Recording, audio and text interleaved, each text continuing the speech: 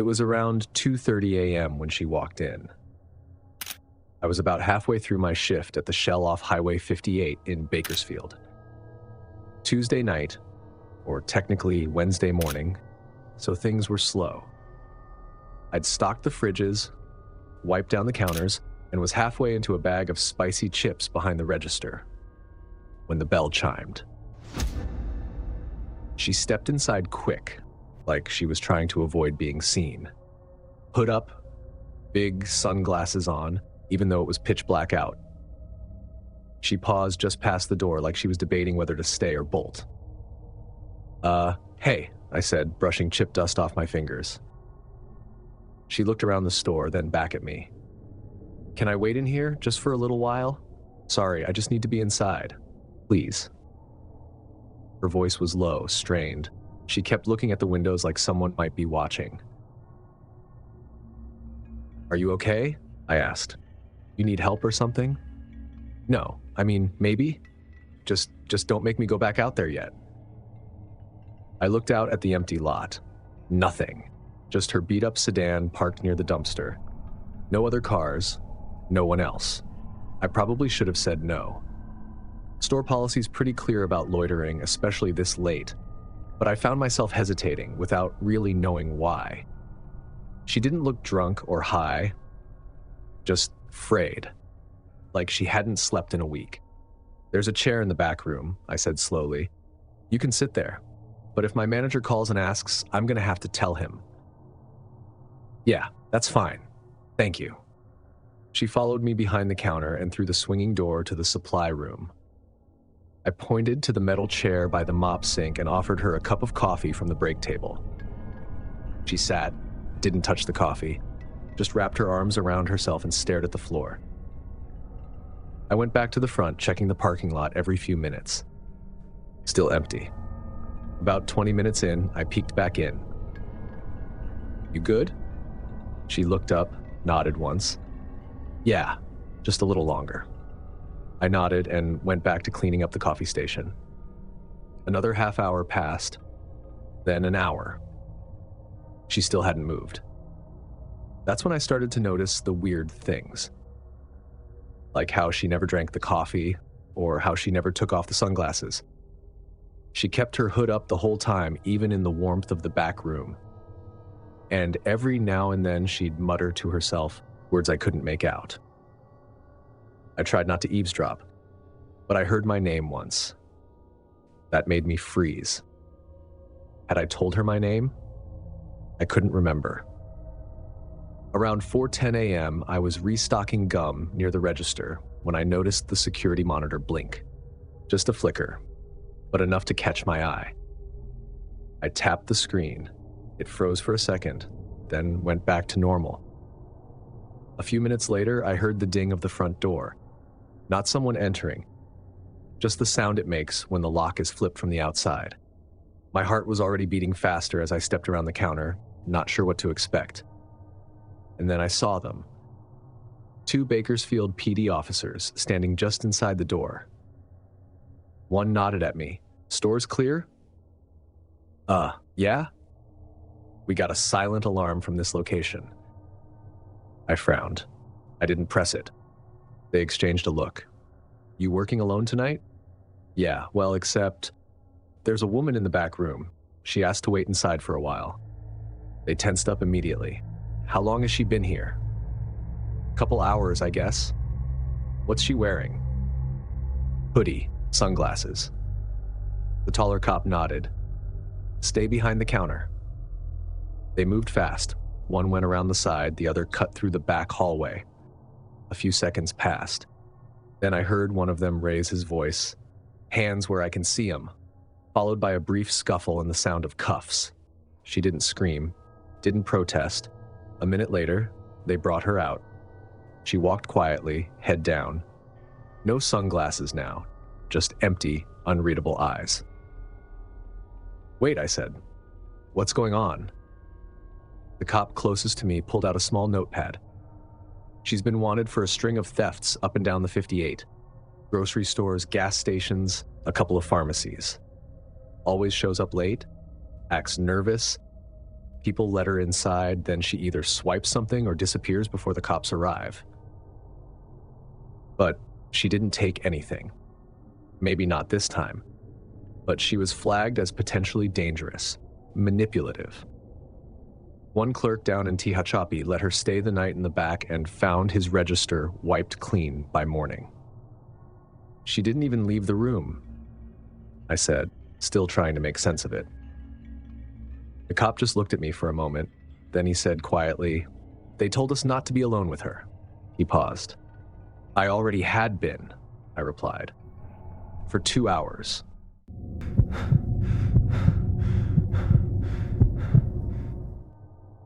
I work nights at a gas station just off I-65 in Birmingham.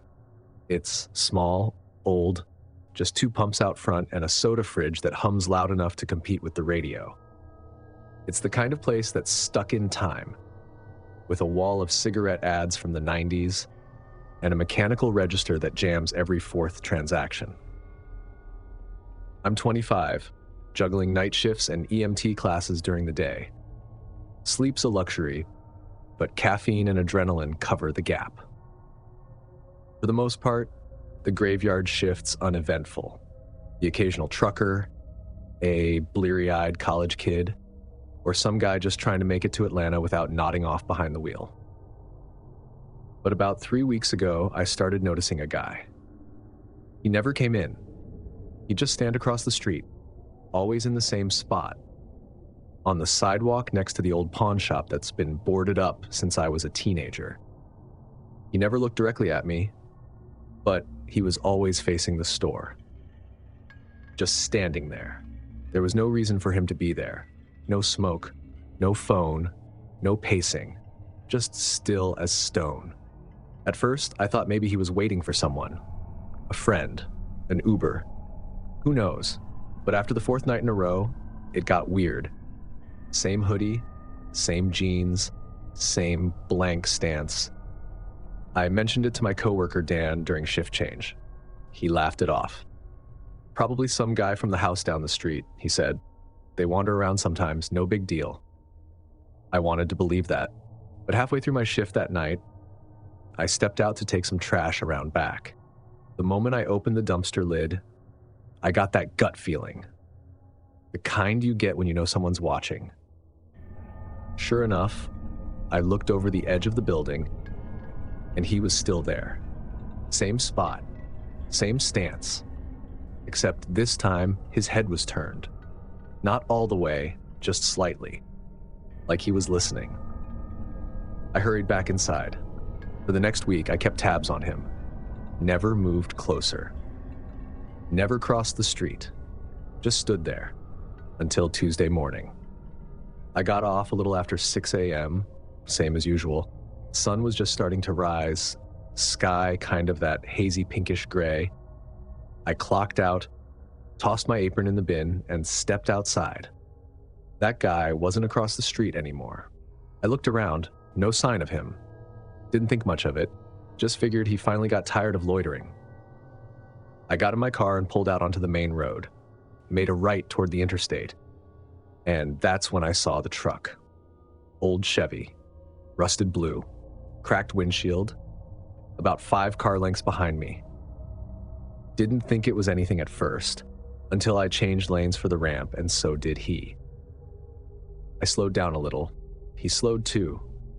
I took the exit. He took it. Now I was alert. I kept my eyes on the mirror. Made another turn I didn't need to make. Looped through a Waffle House parking lot and came back around.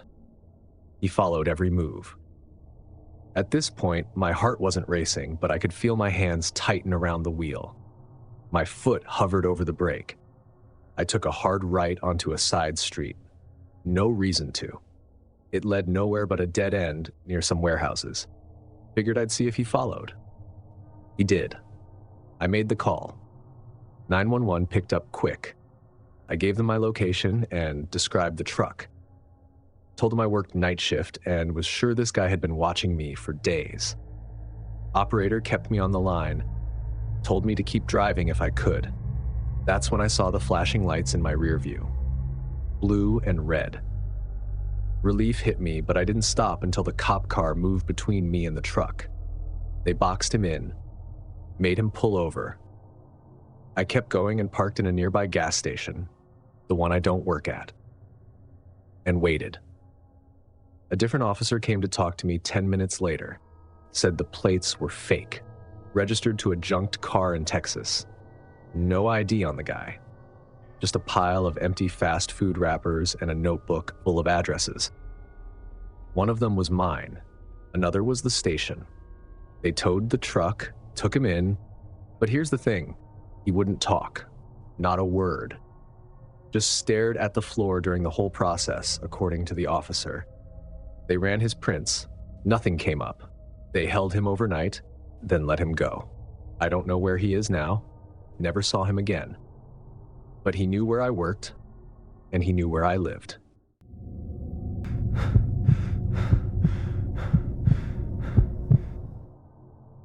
The night shift had a rhythm to it.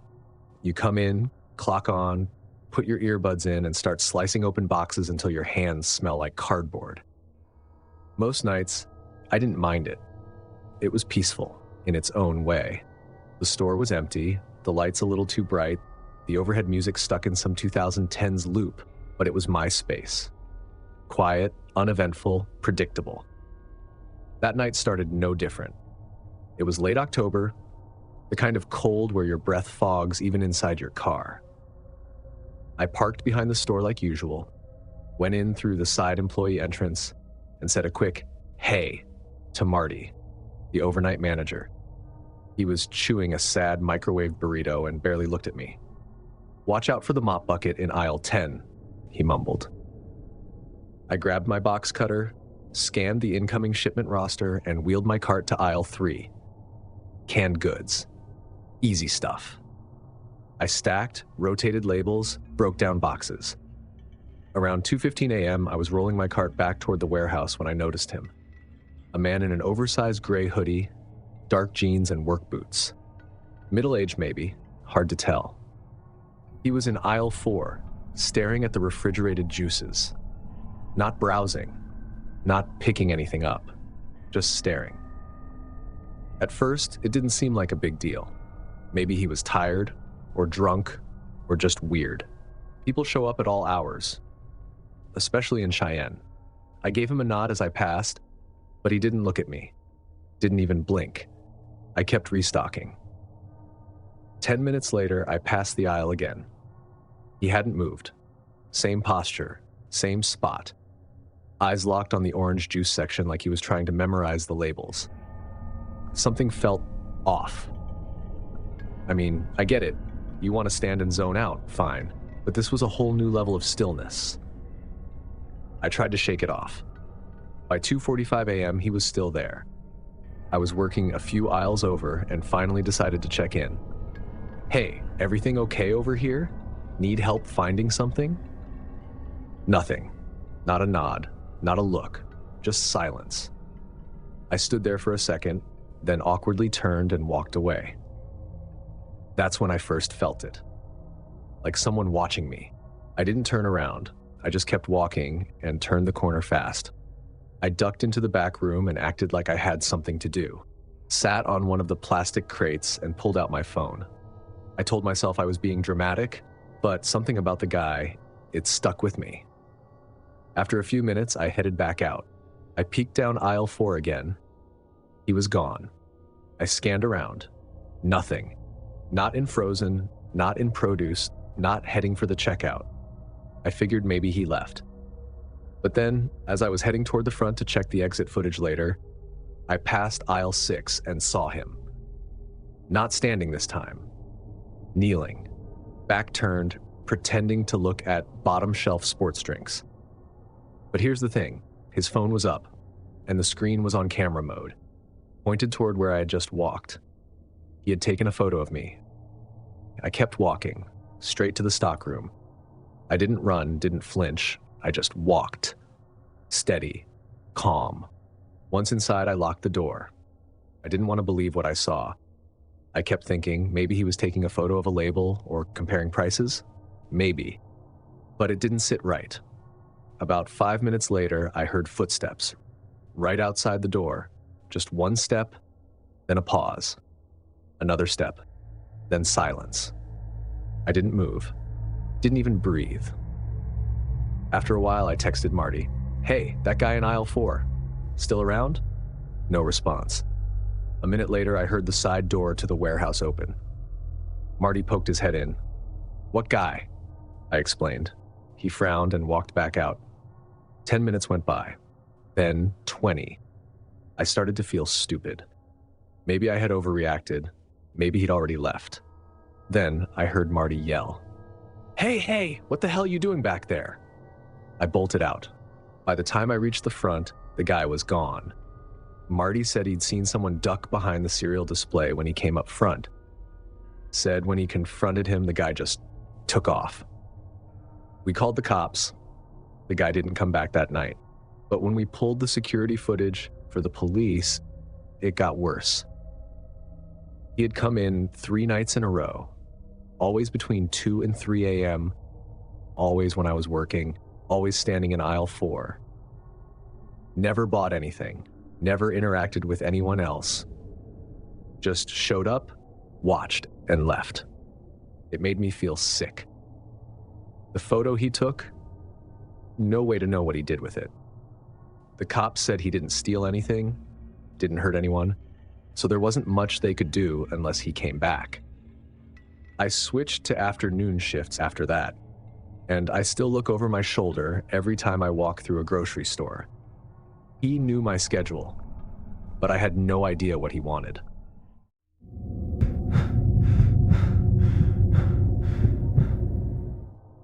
Working night shifts at an ER sounds dramatic, but it's usually pretty quiet between 2 and 5 a.m. I've been doing this job for 8 years now, and honestly, I don't scare easy.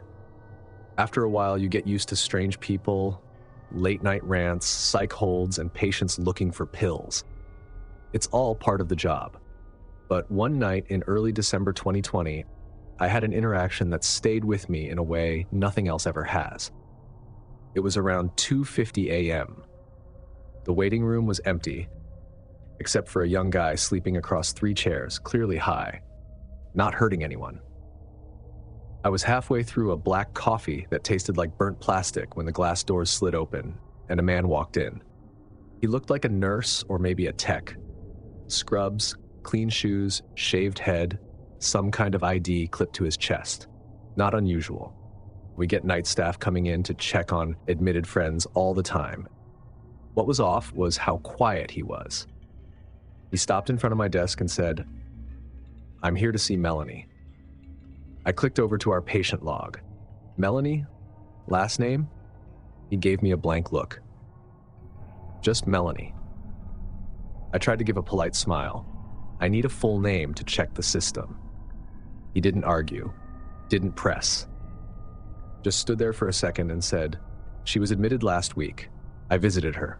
I just want to make sure she's okay." Still calm, still polite. But something about how he said it, it felt too rehearsed. Like he'd gone over that line in his head 100 times before saying it out loud. I checked the board again, filtered for female patients. "Sorry," I told him. "We don't have anyone named Melanie here tonight." He nodded like he expected that. Smiled. Not friendly, just satisfied. Then he turned and walked out. Didn't ask to double check, didn't argue, just gone. That should have been the end of it. But I had this itch I couldn't shake. I've learned over the years to trust that feeling. Not in a spooky way, just from experience. Sometimes a small thing means more than it looks. So after my shift slowed down, I pulled up last week's logs and searched for any Melanie that had been admitted. Only one came up. Melanie Thompson, 27 years old. She'd been brought in for a psychiatric eval. Her intake form had some notes from the attending. I wasn't supposed to read them, but curiosity got the better of me. It said Melanie had shown up at her workplace claiming a man was pretending to be her husband, that he'd visited her job multiple times, insisted they were married, and even said they lived together. but Melanie swore she'd never seen him before. The report said she seemed paranoid and distressed, but not violent. She was kept for a 48-hour hold, then released. That part's what really got me. Discharge notes said, "Released to husband, ID verified at front desk." I blinked at that line for a long time, because I'd worked every overnight shift that week. I remembered her name when I saw it. She'd been in on Wednesday night, admitted just after 11:30 p.m. She was quiet, eyes red, said almost nothing to me. But I never verified an ID. No one had asked for her. No one came to check her out that night or the next morning. At least not through me. The note was there, clear as day. So I pulled up the security footage. Wednesday night, lobby camera, 2:17 a.m. There she was. Melanie sitting in the corner, arms wrapped around her legs. She didn't look well, but she wasn't causing trouble. I fast-forwarded. Nurses came, brought her back for eval, routine. Then I skipped ahead to Friday morning, when she was supposedly discharged. Nothing. No one at the front desk, no one showing ID, no one talking to me or any of the staff. The doors opened a few times for staff changeover, but no visitors. So I checked the hallway camera instead, and I found it. Friday, 6:03 a.m. Melanie walks out through the back hallway, not through the main lobby. She's accompanied by a man in scrubs. Same height, same shaved head, same weirdly pleasant smile. The exact man who'd come to my desk earlier that week, asking for her. There was no record of him checking in that day. No footage of him coming through the front doors. No badge scans. Nothing. It's like he appeared in the hallway and left with her. I went back again, tried every angle, every camera. He's only ever caught on that one hallway cam. No entry, no exit, just there. I stared at the screen for over an hour, rewinding and playing, rewinding and playing. Around 5:30 a.m., a nurse walked by and saw what I was doing. She leaned over and said, "Oh, that guy." "What guy?" I asked. She tapped the screen. Him. I saw him that morning too. I remember because I thought he looked like one of the float nurses, but I couldn't place him. She paused, then added, "Weird thing, I thought I saw him in the psych unit the week before, just standing outside Melanie's room, not doing anything." "Did he have a badge?" I asked. She frowned. I assumed, but now that you mention it, no. I asked her if she'd said anything at the time. "No," she said slowly. "He wasn't doing anything wrong. Just standing there. Thought he was staff." That night, I filed a formal report with hospital security. They said they'd look into it. Maybe they did. Maybe they didn't. I never heard back. Melanie's file was marked closed. No follow-up, no address on file. The number listed had been disconnected. A week later, I checked the system again, just in case. Nothing. The man never came back to the front desk.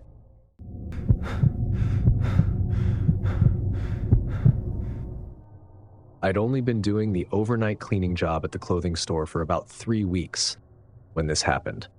Not the most exciting job, but it was quieter than the cafe I used to work at, and it paid better too.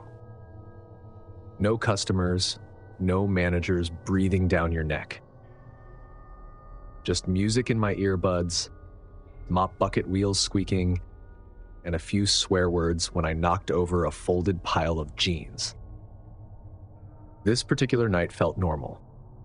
I clocked in around 11 p.m., said hi to the night security guy, Todd, who spent most of his shift in the back watching TV, and got to work. I don't want to say the name of the place, but it was one of those big retail chains with wide aisles, pastel dressing rooms, and way too many overhead lights that flickered when they weren't supposed to.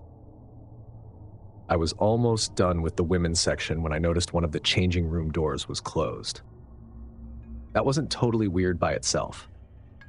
Sometimes the evening staff forgot to check them before locking up.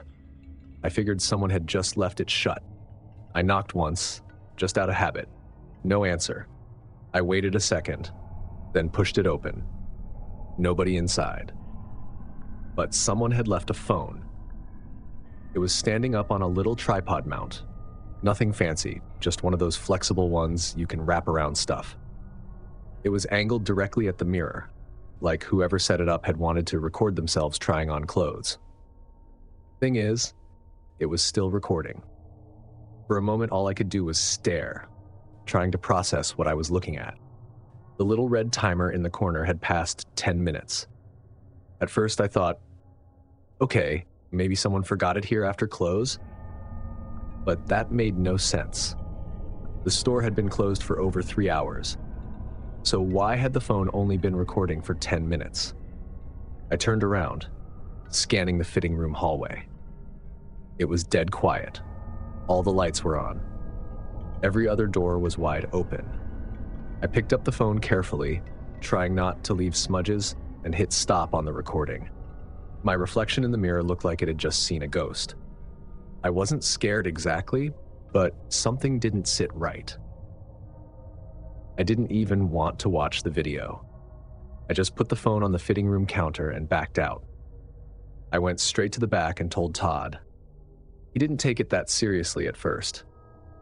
"You sure it wasn't one of the closing shift kids?" he asked, looking up from his tablet. "Would they leave their phone recording for 10 minutes behind a locked door?"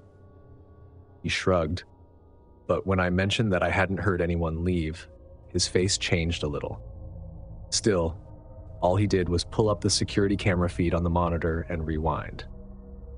We watched the last 15 minutes of footage from the side hallway near the fitting rooms. And there he was, a man in dark jeans and a gray hoodie. Hood up, no visible face. He slipped in from the side emergency door near the back stockroom, one that we were always told to keep locked. Todd cursed out loud and jotted the time code. The guy had walked calmly to the fitting rooms, looked around, and entered the one stall that would later be closed. A few minutes later, he left, without the phone. Then he went right back out through the same side door. "What the hell?" Todd muttered. I told him to check the footage from earlier nights. He rolled his eyes at me, but did it anyway. And that's when things got worse. The man had come in the same way 2 nights earlier. Same hoodie, same changing room. But that time, he'd left with nothing behind. We pulled up footage from 3 nights ago. He wasn't there. 4 nights ago, he was. We were starting to see a pattern. Todd said he'd report it to the manager in the morning, and that I should go back to cleaning. I didn't. I went back to the fitting rooms and double-checked every stall, every corner. I even checked under the bench in the closed stall. Nothing. But the vibe was different now. Like something was hiding in the air itself. The worst part? That side emergency door. It had an exit alarm that was supposed to blare if anyone opened it. But in the footage, the guy opened and closed it like it was just another staff entrance. Later that morning, I texted my manager and told her what happened. She didn't respond until noon. Her reply, "We've had no record of any door alarms going off this week. That hallway camera isn't even supposed to be recording unless motion triggers it." I asked her if she knew the guy. I described him. Her answer chilled me more than anything. There used to be a guy who worked stock here overnight. Back in 2019, he was let go for hiding in the store after hours. Said he just wanted alone time. I never saw him again. I never came back for another shift. They offered me a raise to stay. Said it was probably just a prank or someone with a grudge. I didn't care. Because here's what kept replaying in my mind. That phone was still recording when I opened the door, and he had left it there. On purpose. He knew the shift schedule better than I did. If the night shifts can teach you anything, it's that sometimes the weirdos aren't just outside. Hit that like button, subscribe so you never miss the next scare, and share your creepiest shift story down below. And if pitch black highways make you feel free, this next one might change what freedom feels like. Click now to watch 4 terrifying night drive horror stories. Stay alert, stay safe, and I'll see you in the next nightmare.